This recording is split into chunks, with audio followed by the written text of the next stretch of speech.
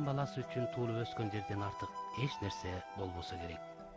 Кайда жүрбөйлү, эмне иш кылбайлы, туулган жердин адыргыры, аккан суусу көз алдыңа тартылып, анын ажайып кооз элеси, аңкыган таза абасы о качанкы күндөргө, бала чагыңа алып жөнөйт.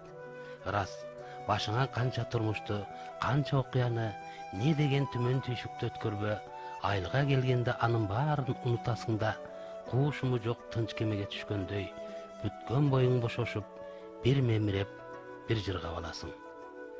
Мен дагы көптөн бери өз айылым туурасында бир чечилип, бир эргип көрсөтүү даярдасам деген купуя сыр үстүндө жүрүп, эми мынтип бел байлап ошого киришип отурам.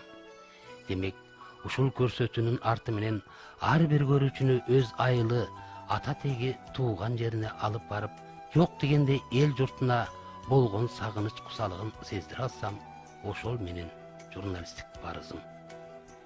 Бирок мен үчүн бул теманы баштоо, өз айылым туурасында көрсөтүү даярдоо өтө оор, өтө кыйынга турду.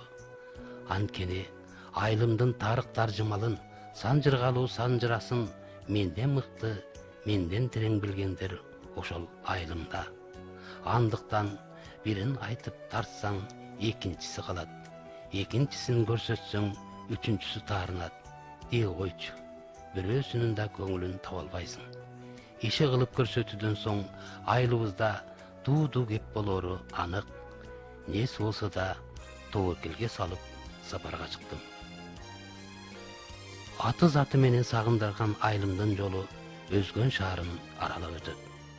Ошол жол менен баратканда эрксизден шаарга, андагы мунара күмбөздөргө көз чаптырам. Көчөдөгү агылган элдин, соодасы кызыган бурадарлардын элпектиги, көкүрөгүнө колдорун коюп келиң деген майын мамилеси кимди болбосун өзүнө тартып, кадимки чыгыштын кызуу базарын элестетет. Өзүң да азгырылып, ал жашоого аралаша түшөсүң. Мөмө жемиштеринен алгың келет. Кайра туруп, көз алдыңа мунара тартылат да, анын кооздугуна, ошондой эле толугу менен бүткөн тарыхый эстелик экенине суктанасың. Бул да болсо кыргызымдын мурасы деп сыймыктанам.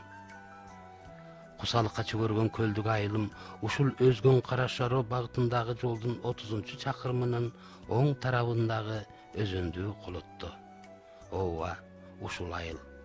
Алдагы суу болсо жазында өрөй учуруп, ат агызганга чейин барса, калган кезде ушул айылдын керегине жараган ичкен суусу өмүр бөлөгү.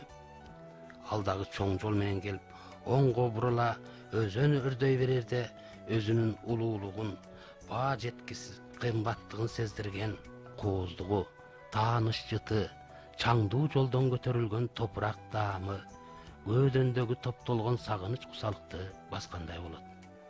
Ырас, бул айылдан чыккан ар бир муундун өз тагдыры, өз балалыгы кайталангыс күндөр өткөн. Алардын баары мына ушул кооздук, мына ушул табият, мына ушул айыл менен тагдырлашкан. Андыктан алар да өздөрүнүн балалык кезин элестетсин деп, тууганым Мамат Сабыр экөөбүздүн Эңсөө деген ырыбызды сунуштайын. Бир көскөн жакын кошунан бир өзүм ойлоп турам. Кымыздык терилгенче кыражып кара чокунан, ошондо мени теңдебей, ойлончу жаным сендебей,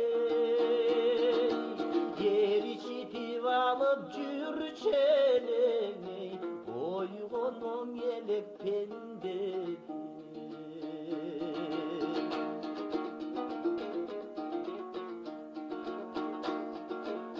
Ошондо кургол биз калып, от болчуң элек суктанып, ойт берип кетип камчы элең, жүрөгкө кайгы моң салып, ал күндөр калып быракта калдырдык жаштык куракка аптапка чөпкө барчу элегей ат минип алай булакка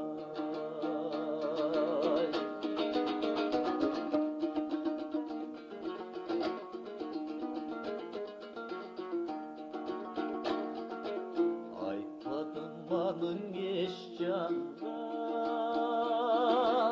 ал кимди миңес калба ал күндүн барын калтырды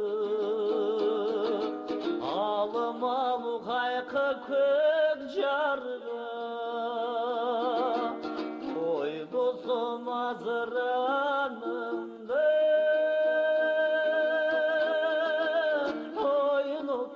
bala çağımdı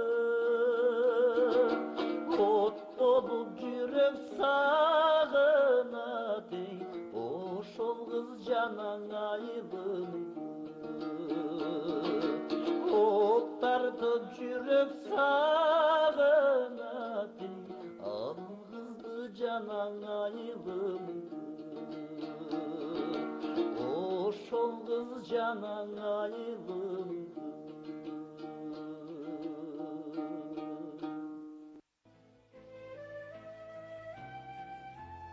Айылга автобус каттай электе ушул жерден өзгөнгө карай машина тоссубуз. Эми болсо мал базарга айланыптыр. Кыскасы турмуштун кызыган жери экен. Ушагын угуп, тиригилигин да көрөсүң. Жада калса мал сатып жуугандарында да күбө болосуң. Иши кылып, айыл турмушу ушул жерден башталат экен. Аларга көз чаптырып отуруп, лейлинчил жаш кезине чыккан bir кездеги ырым эсиме түштү. Болго мечен кооз жерлерде, өз айылымдан алыста, дил барбады ал жерлерде жашап туруп калышка.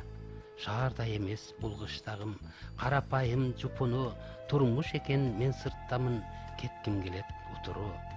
Тагдыр мени бөлгөн менен, бүт жан дүйнөм айылда, киндик каным тамган жерден, кан келген сит тамырга. Билбей мынча сагындырып, тарткан күчтүн сырыне сезим айтат айылың улук, чын эле. Ооба, айылым улук. Адамдык касиетимден бузбай, аалам менен жердеги тамырымды бир тутумга бириктирип, руханий дүйнөмдү бардар кылып, тирүүлүктүн турмуш жолуна аттандырган бирден бир мисилим мына ушул көлдүк айылым. Эмесе көлдүк деген аталыш кайдан чыккан? Кеп ошондон болсун.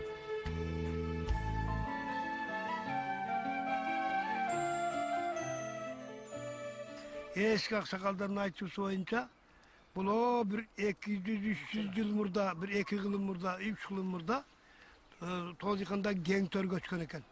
Gelip göldüktün kapçağın susun tosup 3 ay göl olup jatkan eken. Az gölmezde da baykasaňar oşul göçkünni ordu.